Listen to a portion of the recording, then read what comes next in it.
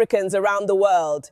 Today is Monday, April 20th, 2026, and welcome once again to United States of Africa TV, the voice of continental sovereignty and truth. My name is Akosua Prempe, and I am broadcasting from the United States of Africa. Today, we bring you an important and powerful discussion from the leadership of the Alliance of Sahel States, also known as AES, featuring Burkina Faso's President IBRAHIM TRAORE, speaking on the future of African sovereignty, regional security, economic independence, and the fight against foreign interference.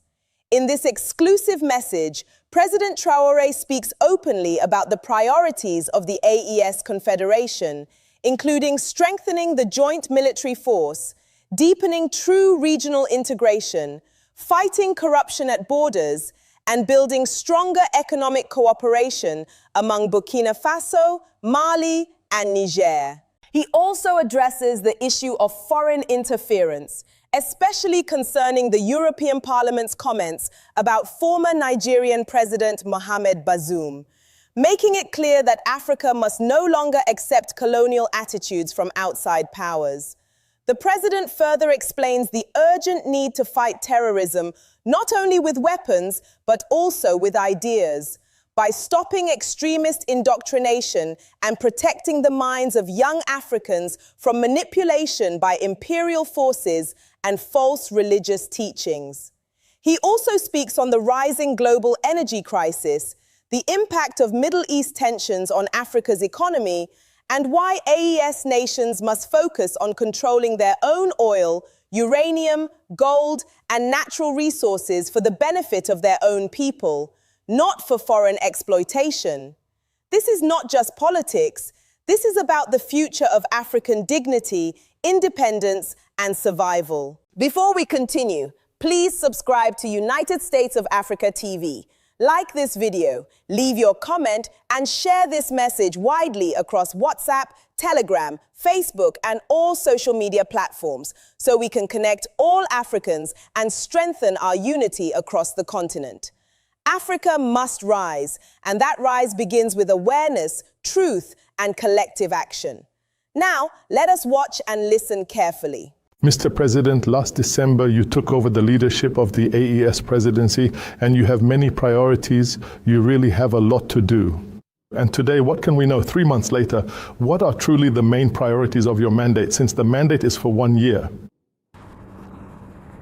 Well, I think you're aware of the roadmap, I assume. The experts met, they agreed on a roadmap, and that's what we're going to try to roll out. In a few days, the chiefs of staff should be here for the first major operations. The force must have its own assets. That way, if it decides to intervene somewhere, it's with all its resources. And so, for example, in this area, we're rapidly strengthening capabilities, because when we say capabilities, we need autonomous power. And that is very important. So we need that, and to put it into operation for very large-scale operations across the entire region. So that's an important task. Secondly, there's also the question of integration. Because we shouldn't just say integration and then behave like other organizations. Integration must be real. And for that, I'm preparing a text so we can step up our efforts and prevent any hassles between our different countries, whether at the borders or inside, because we shouldn't fall for the hypocritical illusions of those other African organizations. When we say integration, we mean integration. We get a lot of feedback from the borders. People are being hassled. Even inside the countries themselves, people are often hassled. So I've thought of a mechanism to put an end to that. The forces of the 3 countries must be together in every country. In embassies at the borders, we're going to implement this mechanism. And that we fight corruption effectively. If an agent is caught in corruption during transit or during inspections, we must have the courage to crack down on them. With full force, dismiss them because they don't even deserve to wear a uniform. And the other aspect is the economy, development. I think there are a good number of projects that we are currently implementing. And that is a battle because it's the economy that runs the world. And there too, we have a big challenge that we will meet, God willing.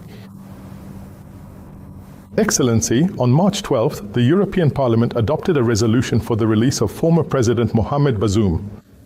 You have already issued a statement. Is this a case of interference in the affairs of the Confederation? It's definitely interference. And as for Niger, does Niger belong to the European Union? They should just mind their own business. Have we ever interfered in their affairs?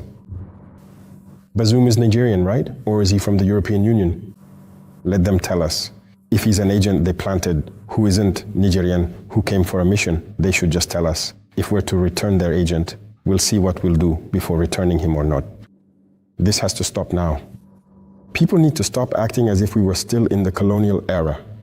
And that's also what we are decrying and fighting against with many African leaders. And look at us, even the African Union doesn't belong to Africans. They are dictated to. What they're told to do, they do. They're told to issue a certain statement, they do it. Even the African Union building, you know it wasn't built by Africans. We have no shame. And as long as we maintain this posture, they will continue to behave like this. European Parliament, just mind the problems of the European Union. Aren't the people over there suffering? The farmers over there are suffering. We see them, they beat their farmers in the streets over strange agreements. They can't even survive anymore. People are committing suicide there. Just mind your own problems. Fight against your oligarchies that are impoverishing your people, instead of coming here to say that, hey, they won't have Africa's energy anymore. In any case, if it's from our place here, we'll fight so they have nothing left here. If you want, you come and you cooperate in a proper and formal manner. If it's to come and loot us, never. That's it. The battle is over energy. Uranium, oil, even our gold. That is the battle. For a long time you have looted over there. And now they are in the dark. You are in the light, you do whatever you want, but wait. Okay, we're getting ready. Mr. President, within the AES, it's a common vision. We speak with one voice and common actions are carried out together. This has been noted on several occasions. I would just like to know, on a diplomatic level, can bilateralism somehow take precedence over the confederal? Well, over there, perhaps we need to be a bit more decisive. To say that it's true, it's a confederation. Each country can develop its bilateral relations and all, but somewhere, if it's going to have an impact on the confederation, we have to be able to put on the brakes. And that requires sincerity first among us leaders, sincerity in our policies, internal ones, so as to avoid a Trojan horse slipping into the organization through bilateral cooperation. It's a topical issue that we ourselves we're consulting on it. And I think that by then we'll have a very clear resolution on it so that the bilateral doesn't take precedence over the confederal. Your Excellency, the AES Executive Agency is also one of the most anticipated instruments. So what's the status? Where do you stand with the setting up of this agency? Yes, we're even in the process of modifying it. Instead of an executive agency, we want it to be like a consultancy firm, actually.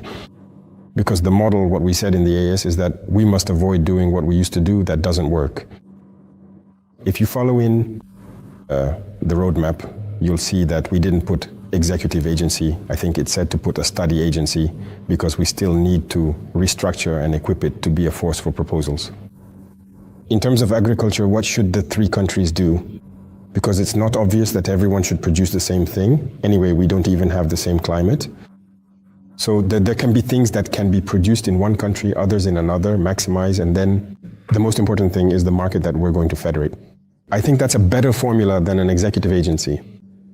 I know that many actions are being taken. There's the joint force you mentioned. But somewhere, Mr. President, today, wouldn't it be time that we could also see at the confederal level this process of doctrinal dialogue in order to detoxify a bit all these young people who are indoctrinated? While basically we talk about religion, but those terrorists are not religious as such. Yeah, it takes work, but we ourselves are trying to communicate a lot about this so that young people understand. And when we even show images of certain operations and all, it's so that young people understand that there's no future. But, you know, the work of indoctrinating Africa has been deep, has been very deep. Whatever people say, there are plenty of young people who join those terrorist movements in the name of religion. That is an undeniable reality. If we ignore it, if we don't tell ourselves this truth, we will have failed. So we even have to put religious leaders to work on it too. Here we've put people on an alternative discourse project, and we're going to correct it. We're going to impose a discourse. That's what must be preached everywhere. Because extremism is dangerous. And it's extremism that leads people to join these kinds of movements. There are many of them there who believe in it. I told you once, I've been on the ground. Today, young soldiers are on the ground. What is the reality? You cannot destroy a terrorist base without finding Quranic books. Why? It's stratified over there. Those who are there fighting on the ground, many of them fight because they believe it's religion. That's what they're told. And their leaders indoctrinate them for that. Imams come from all over, to preach in the bush there, to indoctrinate them in a religious sense and make them believe others are infidels who must be killed. And that's it. They have those books in the bush. They read that others are infidels and must be killed. But their leaders know exactly what they're doing. And they are well off, living comfortably.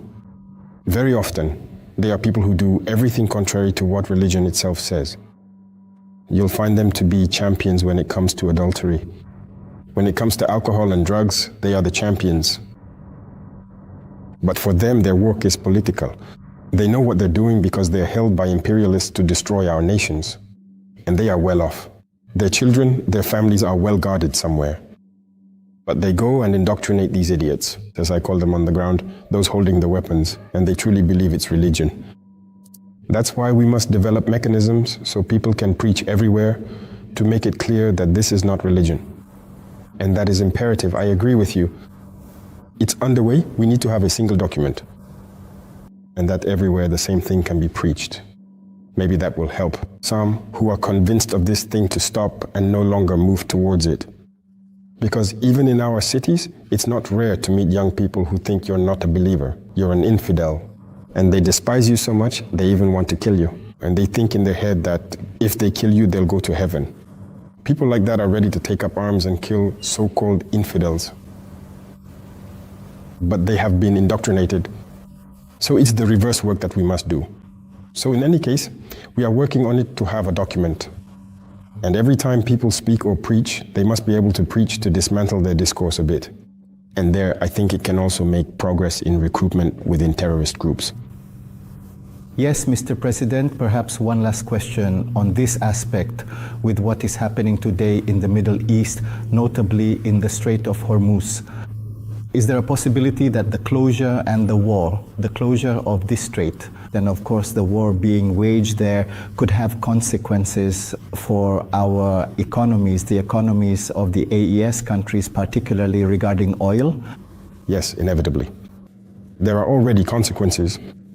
Even in Burkina, we're trying to carry on. You know that everything is subsidized, whether it's gasoline, diesel, gas, and so on.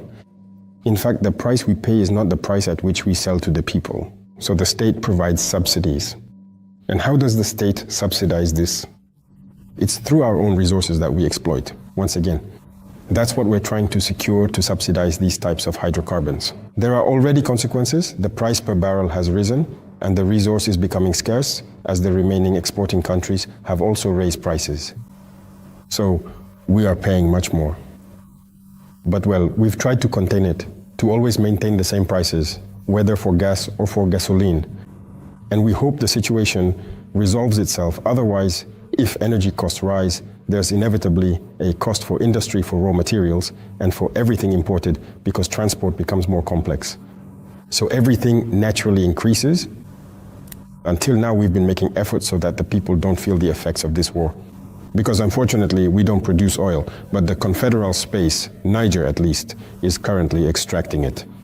There's actually a project that we've put on the table to see how we should focus on our own production here. And in any case, we're waiting for proposals from Niger, which has the resource.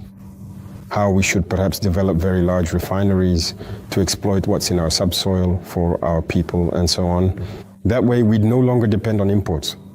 Otherwise, when a country produces oil and then re-imports petroleum products, well, it's a bit strange. But in Africa, it's the trend. Most African countries that produce oil actually import oil because we export crude and re-import it refined. Energy is the basis of everything, you know, even fertilizers. You see, the price of fertilizers will rise because many were imported from those countries. But the price will go up. So we're still trying to contain it. Otherwise, it has a considerable impact on our economies. That's a reality. All right, thank you very much, Mr. President. So we've reached the end of this first segment, if I may put it that way. Thank you, dear colleagues, for all the questions addressed to the head of state. We'll now let you step away to allow the second team, which makes up the second segment, to take their places. All right. Dear viewers, now that you have watched this powerful message from President Ibrahim Traore, it is important for all Africans to reflect deeply on the future of our continent. The fight for sovereignty is not only for leaders, it is for every African citizen. Whether it is security, economic freedom, border integration, or ending foreign control, the future of Africa depends on the choices we make today. This is why your voice matters. Please leave your thoughts in the comment section and do not forget to share this video with your family and friends across WhatsApp, Telegram, Facebook, and all social media platforms so more Africans can join this important conversation. Now, here are my 2 questions for you. Do you believe the Alliance of Sahel States, AES, can become the foundation for a stronger and truly independent Africa, free from foreign control? Should African nations stop depending on Europe and begin fully controlling their own resources like oil, gold, uranium, and agriculture for the benefit of their own people? Leave your comments below. We want to hear from you. And remember, united we stand, divided we fall. This is Akosua Prempe for United States of Africa TV.